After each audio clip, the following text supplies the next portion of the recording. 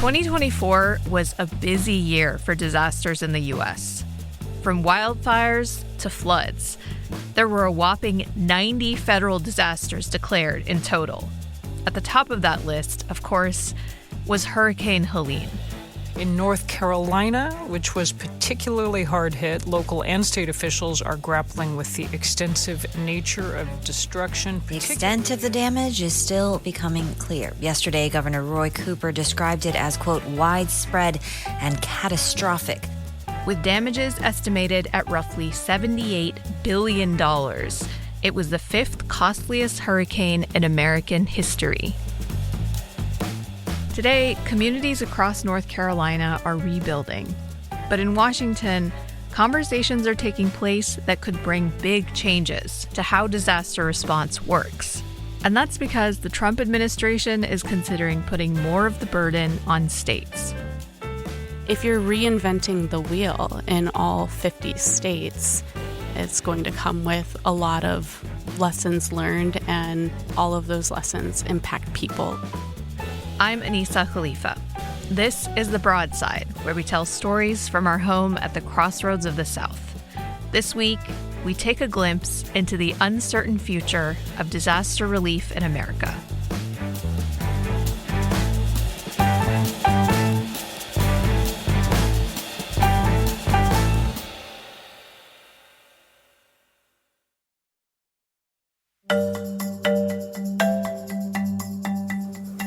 Thank you, Mr. Chairman. Secretary Noem, thank you for being here. During a recent hearing of the Senate Judiciary Committee, Thom Tillis, Republican from North Carolina, took the mic. Now, Tillis is not exactly a firebrand. He's known for being pragmatic. So it was shocking when he launched into a 10-minute-long diatribe directed at Department of Homeland Security Secretary Kristi Noem. And what we've seen is a disaster. Under your leadership, Ms. Noem, a disaster.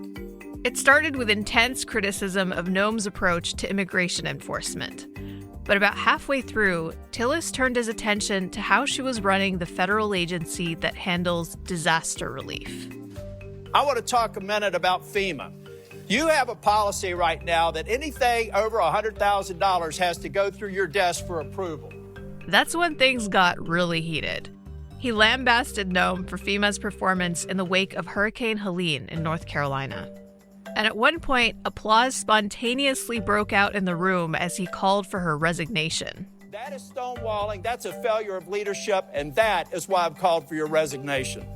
And if I don't get an answer to these questions, I don't want an applause. Please don't do that for me.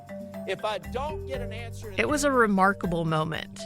A Republican senator leading a revolt against his own party's cabinet secretary. And just 2 days later, President Trump has fired his Homeland Security Secretary. Kristi Noem became the public face of the administration's mass deportations project. Now she is a casualty in the first cabinet shakeup of Trump's second term. The president announced her ICE, Border Patrol. Those are the lightning rods in the Department of Homeland Security right now.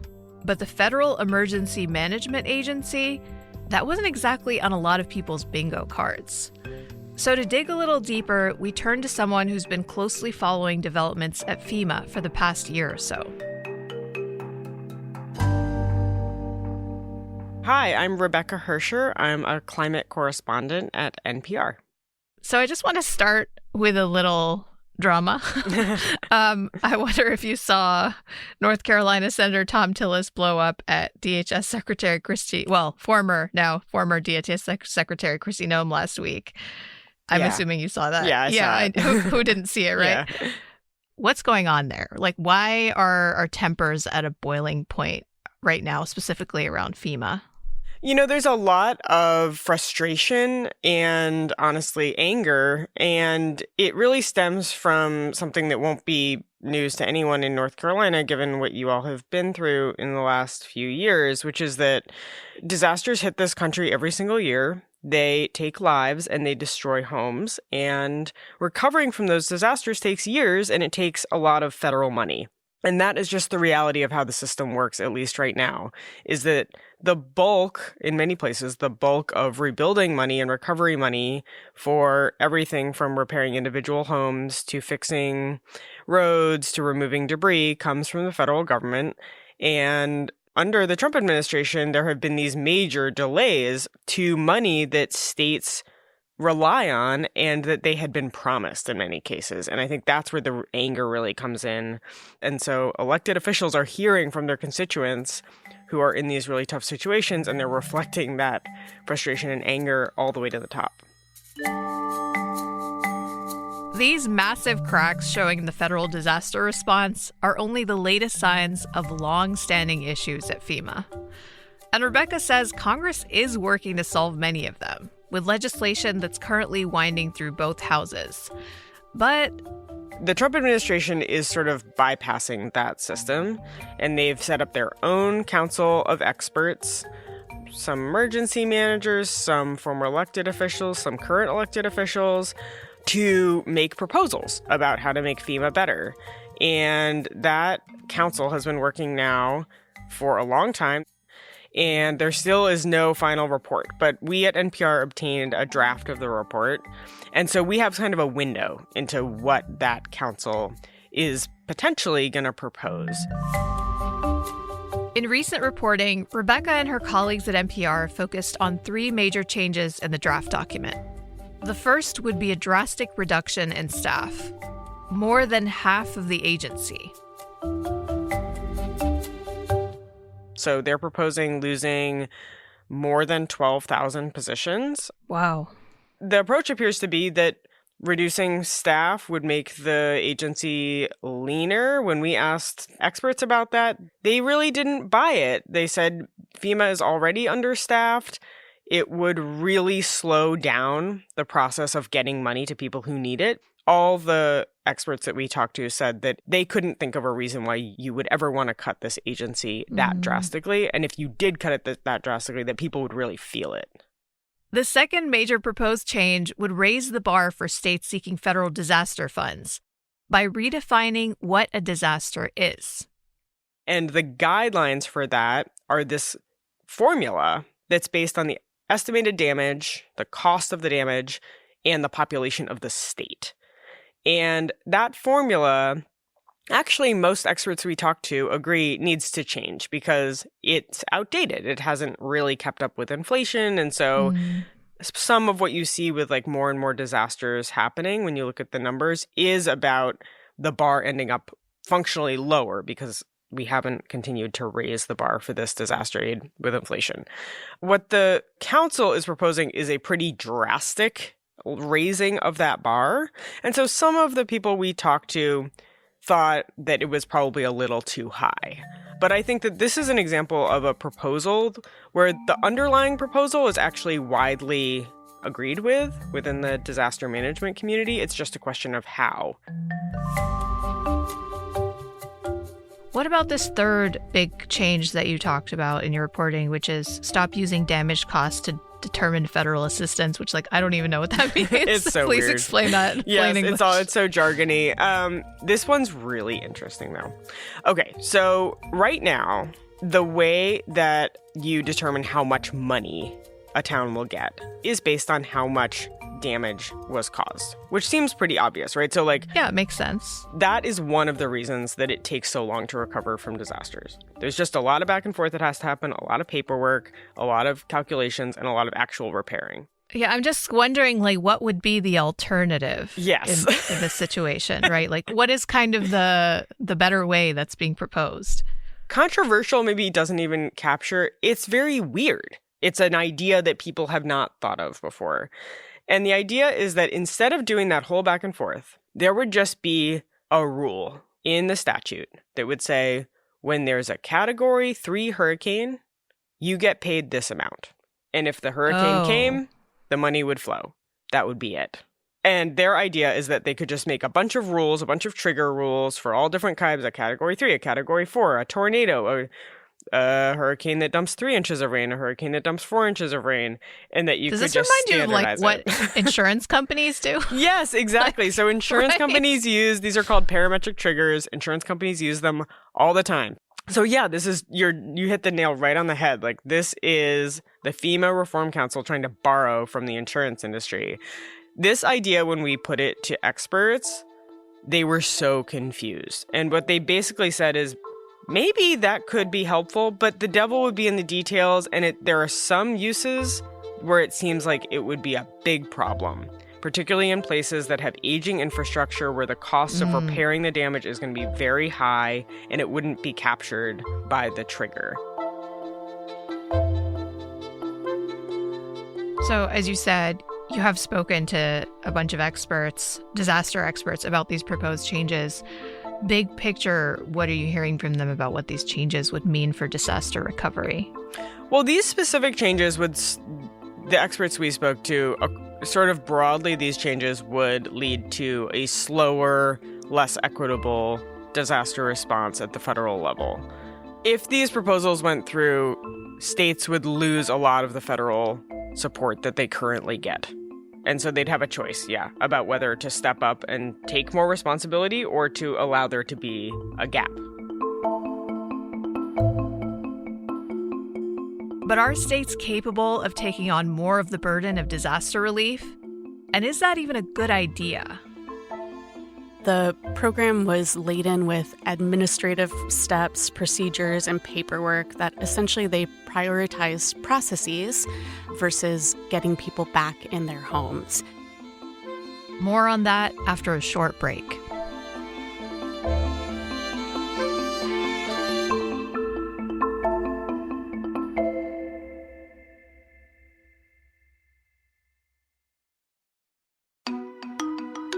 This episode is brought to you by Progressive Insurance. You chose to hit play on this podcast today. Smart choice. Progressive loves to help people make smart choices.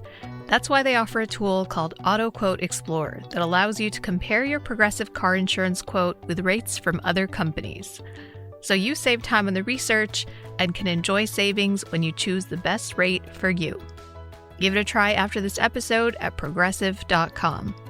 Progressive Casualty Insurance Company and Affiliates. Not available in all states or situations. Prices vary based on how you buy.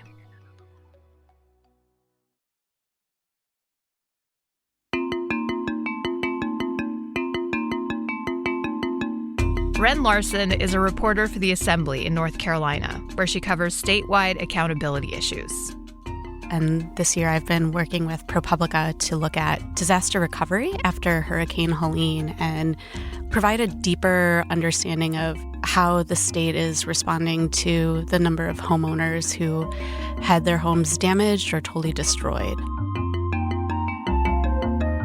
But Helene is a relatively recent storm. So in order to get the full picture, Wren decided to compare this response with the state's previous disaster relief efforts. And what she found wasn't good.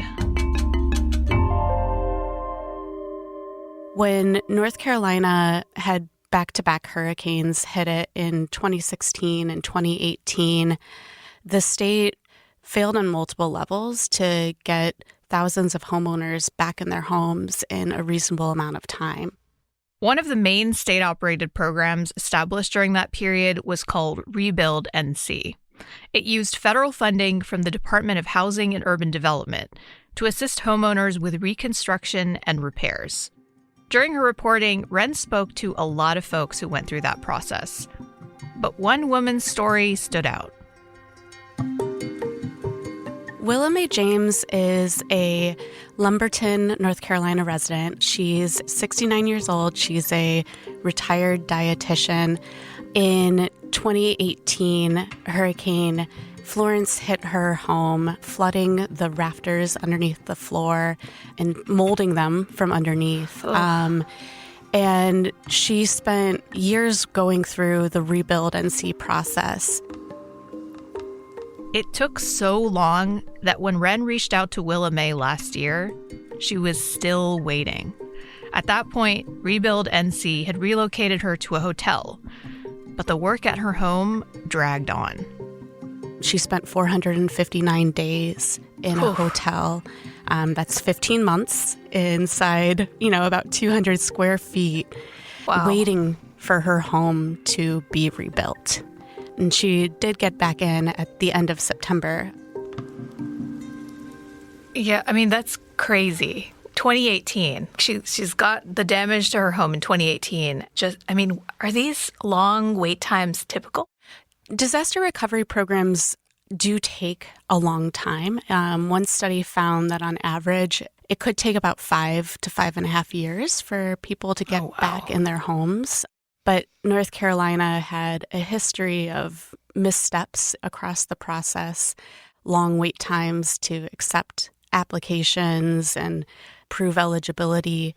And one of the biggest problems was they moved families out before the builders, the general contractors, had a notice to proceed. And so for Willa Mae James, she was moved out of her home and into a hotel long before the general contractor could apply for permits. So obviously, in 2024, North Carolina was hit by Hurricane Helene, which was the most devastating natural disaster to ever occur in the state. But it was also a catalyst for reform, right? How did Helene change the ways that state disaster relief programs operate? Yeah, so from the get-go, we saw a number of changes. So the first thing was the homeowner recovery program for Western North Carolina, which is called Renew NC, very similarly named to Rebuild NC. I apologize that they are so alike. They moved very quickly to set a program up. And Wren says that ambitious pace has continued. She cites 2 major changes that have helped speed things up. First, the state abandoned the old practice of basing their administrative teams in Raleigh. Renew NC has several offices across Western North Carolina, and they've hired a staff that has a lot of Western North Carolina experience and people who are from the region. Operating near the disaster zone has made the program more accessible and responsive to the needs of applicants. And then there's the second major change, which officials hope will prevent the kinds of delays that kept Willa Mae James waiting for so long. Yeah, so they've hired one primary contractor to manage the process versus having multiple contractors who weren't able to efficiently communicate with one another. Kind of like one neck to choke if things go wrong. They've prioritized what a using... metaphor. So far, the results have been pretty good. Renew NC repaired its first home within a year, and they've completed 18 rebuilds so far. Remember, it can take up to 5 years on average. They set a very ambitious goal to finish all of the homes by summer of 2028. That's nearly 2 years from right now. And they believe they can stick to that goal, but I think we're going to have to see whether that's possible. We're looking at 18 homes completed to date, and clearly there's thousands more people who will be waiting. Do you think we've learned anything from our past mistakes? I think so. I think we're seeing a will to learn, and we're definitely seeing a responsiveness to people who are identifying flaws in the process. And I've been told that transparency is one of the most important things in running these programs. Last question. So we've been talking about long-term state-operated disaster relief programs, but increasingly we've seen the Trump administration saying that short-term disaster relief should be handled by the states. Do you think that states are prepared or even capable of handling the kind of short-term relief that we typically associate with FEMA? I think this is a giant question. States that have had a lot of experience with disasters might be more equipped. However, like we saw with what happened down east, that was our first time having a really large federal housing recovery program, and the state scrambled to get people back in their homes in an effective way. If you're reinventing the wheel in all 50 states, it's going to come with a lot of problems. Yeah. It's going to come with a lot of lessons learned, and all of those lessons impact people like Willa, who many people would say did not deserve to have to wait for 8 years after disaster to get back in her home.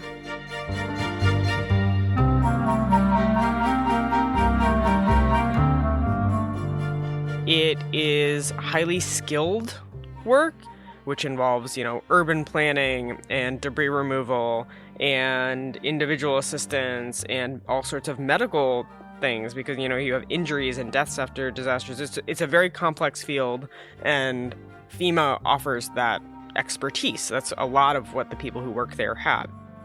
Based on her lengthy conversations with disaster management experts, NPR climate reporter Rebecca Hersher is also skeptical that states could effectively replace many of the core functions of FEMA.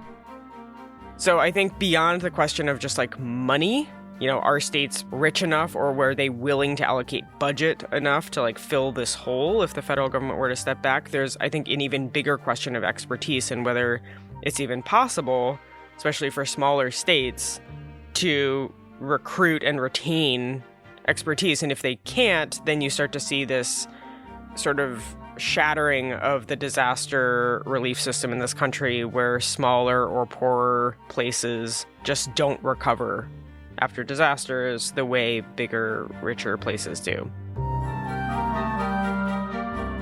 Every single year we have tens of millions of people who are having the worst day of their lives, and that's just a lot to put on a county or even a state.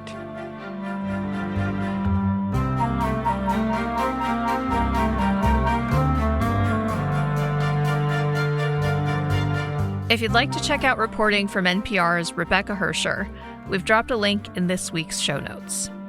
There, you'll also find Ren Larson's reporting for the Assembly and ProPublica. This episode of The Broadside was produced by me, Anissa Khalifa, and our editor, Jared Walker. The rest of our team includes producer Charlie Shelton Ormond and executive producer Wilson Sayre. This week, we featured audio from C-SPAN and NPR. The Broadside is a production of WUNC News in North Carolina and is part of the NPR network. If you have feedback or a story idea, you can email us at broadside@wunc.org. If you enjoyed the show, leave us a rating, a review, or share it with a friend. Thanks for listening, y'all. We'll be back next week.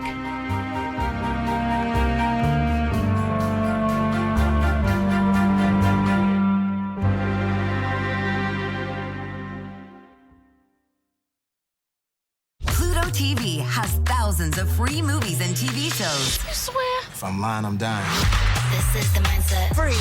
This is the mantra. Free! This is the mindset. With movies like Interstellar, Dreamgirls, and Gladiator. Are you not entertained? And TV shows like Survivor, SpongeBob SquarePants, The Fairly Odd Parents, and Ghosts. Pluto TV is always free. Huzzah! Pluto TV. Stream now, pay never.